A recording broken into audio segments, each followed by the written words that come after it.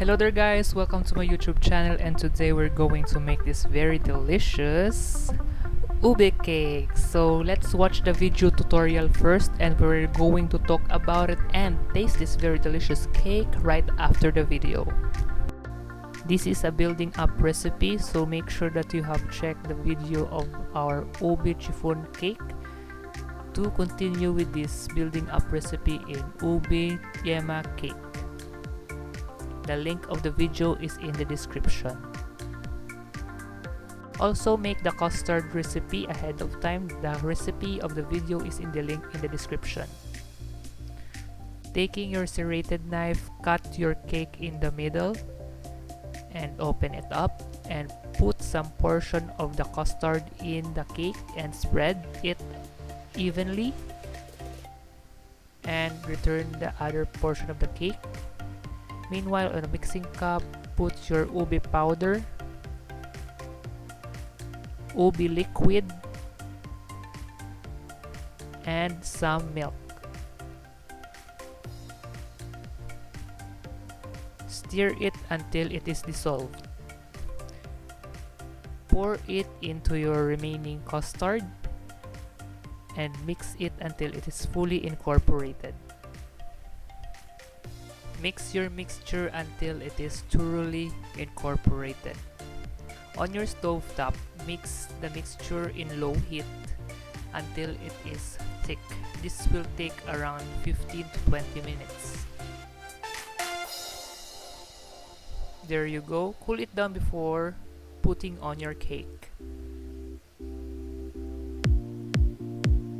Peel the wax paper of your cake and pour your cool down custard on your cake, and make sure you put the icing on the sides of the cake,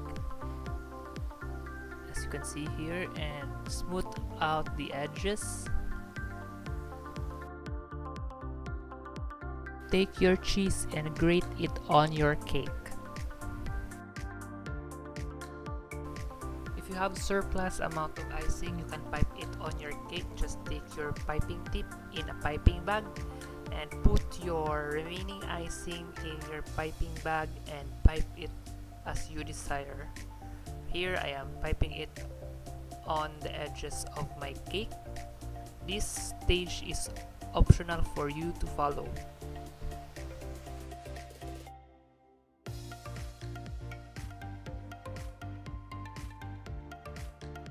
So there you have it, your Ube Yema cake with cheese toppings.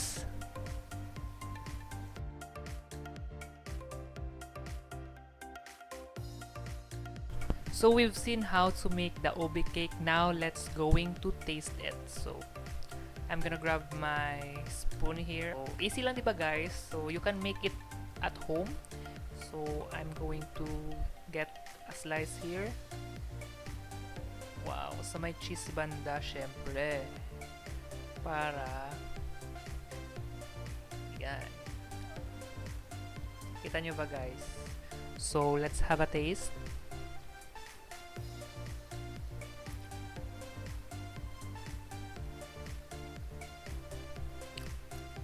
Ang sarap. Wow. Ang sarap nung complement ng cheese at saka yung ube frosting.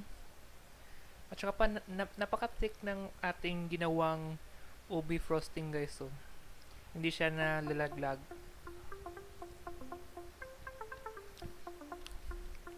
Wow.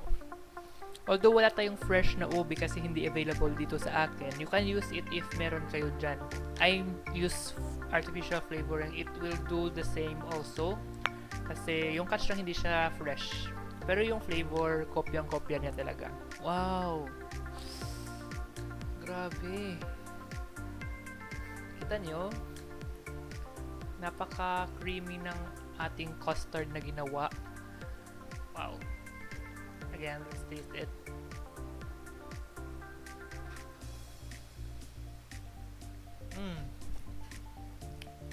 Ube loaded talaga guys. Napakasarap nung cake. Sakto lang yung consistency niya. Yung frosting nag-complement siya sa may cheese na toppings natin. Ang sarap. Ang sarap niya. You have to try this at home, guys. You can invent somehow more ways to improve your ube cake. The choices are endless actually, so it depends upon your creativity. So if ever nagawa nyo, share nyo rin kung anong output niya. Watch out nyo lang yung sugar nyo, guys, kasi medyo may katamisan talaga to. Parang hindi ako maka-imagine na ginawa ko siya kasi hindi naman talaga ako marunong magluto. So there you have it, guys. You've seen how to make ube cake and we've tasted this very delicious ube cake and napakasarap talaga. I hope this video is informative to you and I hope you will make this very delicious ube cake recipe that we have here. And if ever nagawa nyo, comment rin kayo kung ano yung output ninyo, so for others to know that this recipe is effective.